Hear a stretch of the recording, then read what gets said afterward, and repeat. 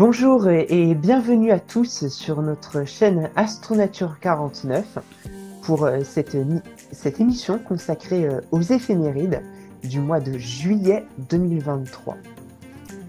Et donc ce mois-ci, nous allons commencer par cet événement qui a lieu le 9 juillet.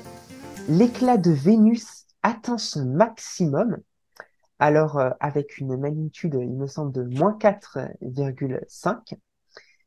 Alors, pourquoi, Mathieu, précisément à ce moment-là et pas à un autre moment, comme par exemple lorsqu'elle est au plus proche du Soleil? Eh bien, parce qu'en fait, Vénus présente des phases.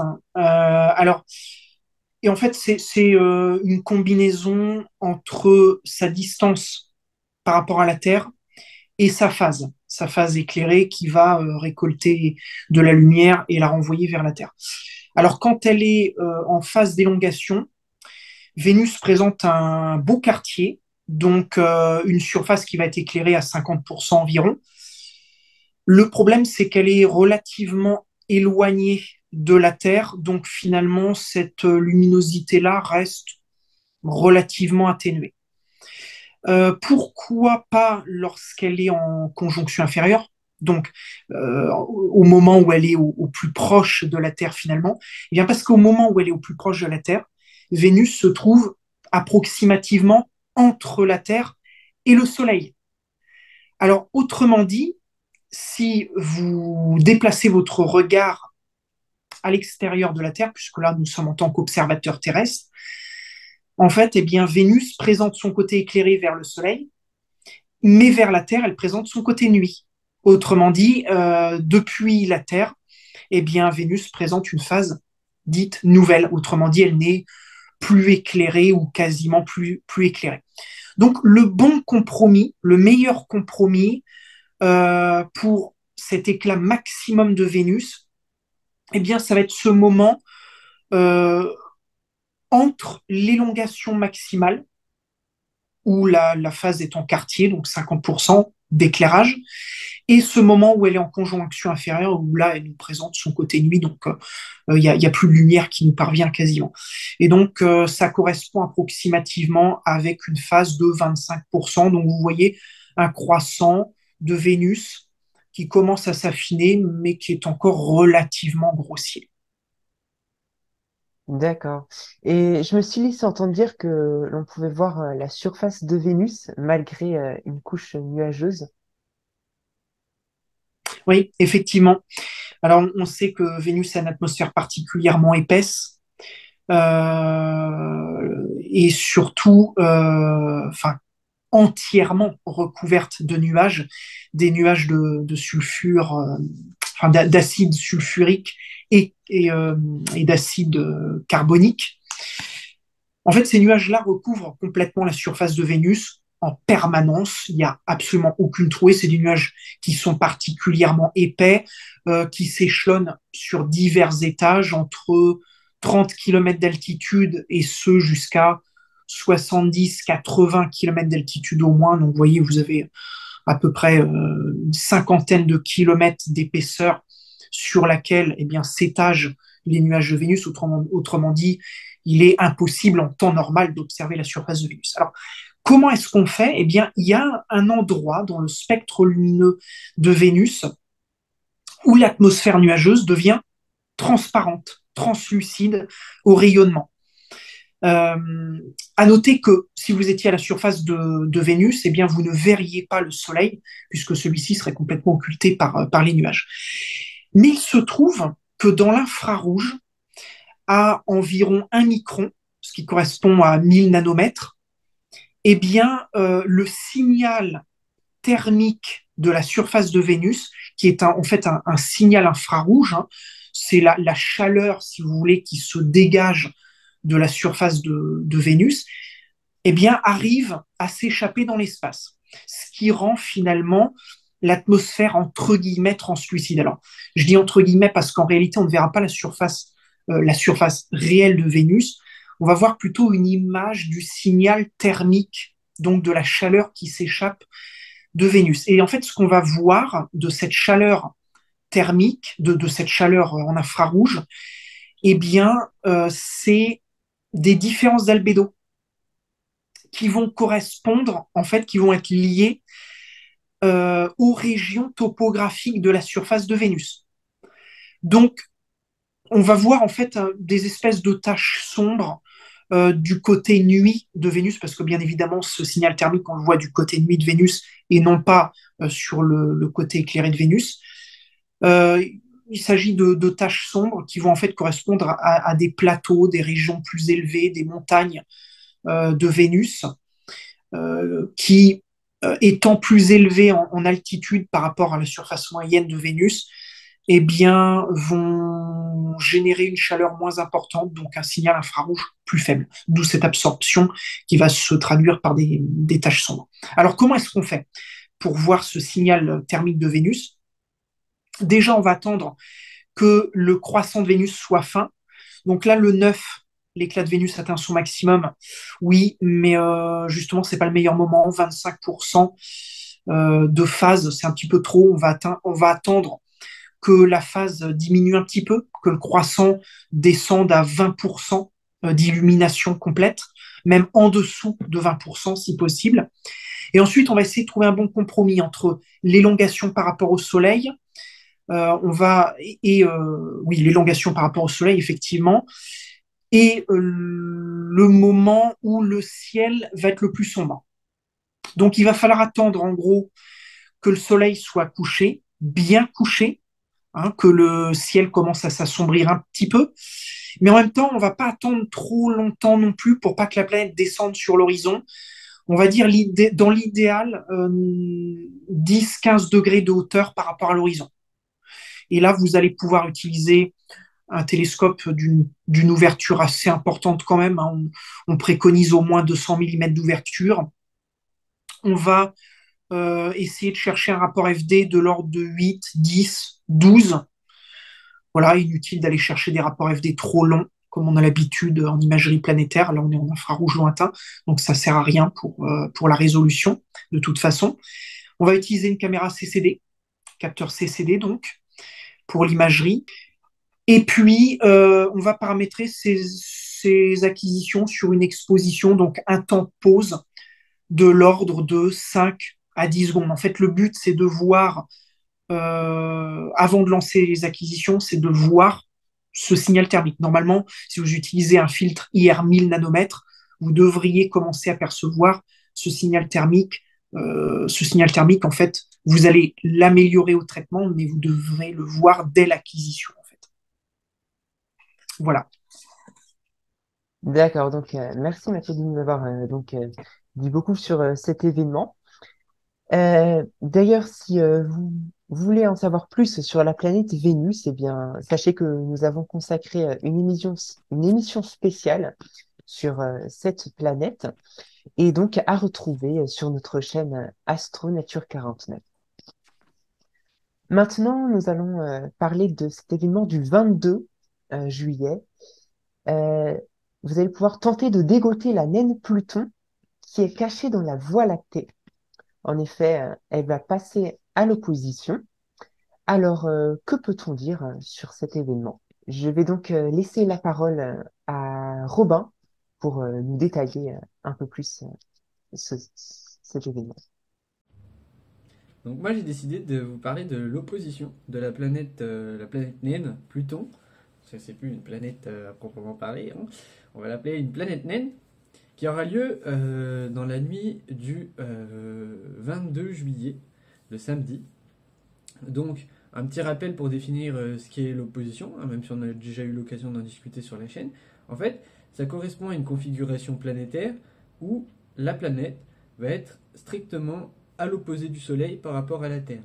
C'est-à-dire que lorsque la planète va se lever, eh bien, le Soleil va se coucher. D'où le terme aussi opposition. C'est en complète opposition. Et en fait, l'opposition, pourquoi c'est intéressant sur le plan astronomique? Eh bien parce que c'est le moment où la planète sera le plus haut dans le ciel et ça sera la meilleure configuration pour l'observer ou même la photographier.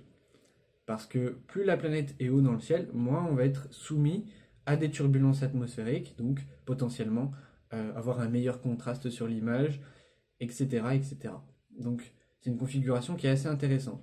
Bon, ceci dit, Pluton, c'est une planète naine qui est quand même relativement éloignée de la Terre, qui est petite également.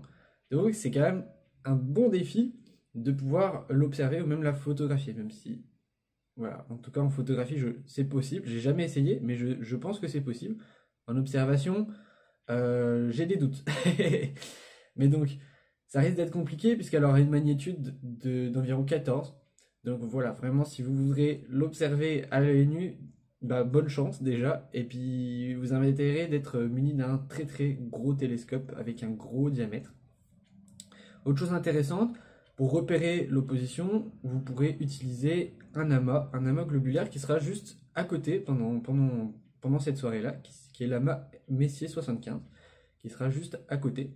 Donc voilà, si vous avez du mal à repérer cette planète naine, eh bien vous pourrez repérer dans un premier temps M75 et peut-être par déduction essayer de trouver la planète Pluton. Oui, alors comme tu l'as dit, effectivement, la difficulté de Pluton est la même déjà depuis plusieurs années, c'est qu'elle se cache au sein de la Voie lactée, et d'ailleurs pas très loin du cœur même de la Voie lactée. La planète naine Pluton, en effet, se trouve dans la constellation, alors officiellement dans la constellation du Sagittaire. Si vous la cherchez sur une carte du ciel, repérez également la constellation du Capricorne parce qu'en fait, elle se trouve entre les deux. Alors, c'est une région qui est très riche en étoiles, malheureusement, le cœur de la Voie lactée, c'est ainsi. Donc, il va être difficile de la repérer, d'autant plus qu'une autre difficulté s'ajoute, c'est sa magnitude, très faible, plus 15. C'est une magnitude qui est inaccessible pour la plupart des instruments amateurs, du moins en visuel, bien sûr.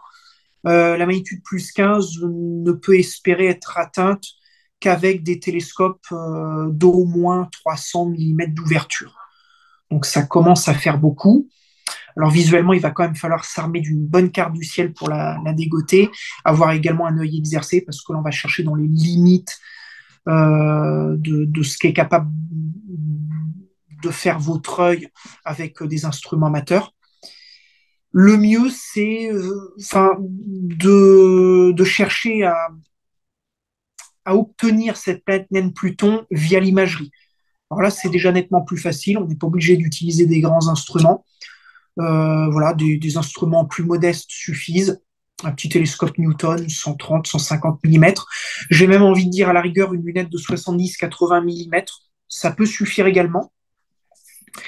Et en fait, là, pas besoin de faire monter finalement le signal avec du traitement. Logiquement, Pluton devrait apparaître comme un tout petit point brillant faiblement dès, dès l'image brute, en fait, dès les acquisitions brutes. Alors après, pour la trouver, c'est pas facile. Donc là encore, armez-vous d'une carte du ciel et de pas en vous repérant par rapport aux étoiles environnantes, eh bien, essayez de la retrouver ainsi. Sinon, ce que vous pouvez faire, eh bien, c'est accumuler les pauses brutes sur plusieurs heures, par exemple. J'ai même envie de vous dire d'accumuler les pauses brutes sur plusieurs nuits afin de pouvoir, en prenant en prenant vos meilleures acquisitions nuit par nuit, eh bien, de les comparer. Et en fait, bah, c'est tout simple, hein. En comparant ces acquisitions, l'étoile, la petite étoile qui va bouger dans le champ d'étoiles, eh bien, ça va forcément être la planète naine Pluton. Voilà. D'accord. Donc, merci de nous avoir détaillé cet événement et d'avoir parlé donc de cette planète naine qui est Pluton. Maintenant, dernier événement que nous allons vous commenter pour ce mois-ci, c'est le 30. Il faudra composer avec une quasi-pleine lune pour pouvoir observer les deltas aquarides. Donc, cet essaim météoritique visible en juillet. Et donc, eh bien, Pascal, je te laisse la parole pour cet événement. Nous allons parler de l'événement de la pluie d'étoiles filantes la plus importante de l'été. il s'agit effectivement de la pluie d'étoiles filantes appelée Delta Aquaride du Sud. En fait, cette pluie d'étoiles filantes est issue de la fameuse comète 96P, appelée aussi la comète de Masholz, Donald de son prénom, un célèbre astronome amateur qui en fait l'a découverte en 1986, qui d'ailleurs en a découvert 9 autres. Alors cette comète tourne autour du Soleil en 5 ans, soit une période relativement courte, et donc va laisser dans son sillage de la poussière que la Terre va traverser en fait chaque année. Alors elle est intéressante parce que nous sommes bien sûr dans la constellation du Verseau. À partir de 23h08, c'est là où elle va se lever. Alors, elle sera visible, effectivement, comme on l'a dit, pendant pratiquement 1 mois et demi, mais son pic sera véritablement le 30 juillet.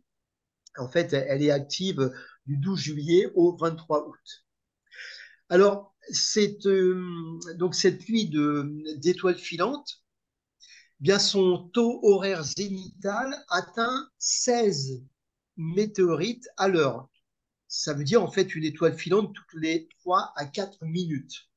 Alors c'est un spectacle garanti certainement parce que bien entendu si le ciel, votre ciel à vous à ce moment-là le permet, d'autant plus qu'on ne sera pas gêné en fait avec la Lune, puisqu'en fait elle n'apparaîtra pas là dans le ciel nocturne à cette période-là. Alors, je vous souhaite à tous et à toutes bien de bons observations de ces fameuses étoiles filantes, les delta aquarides du Sud.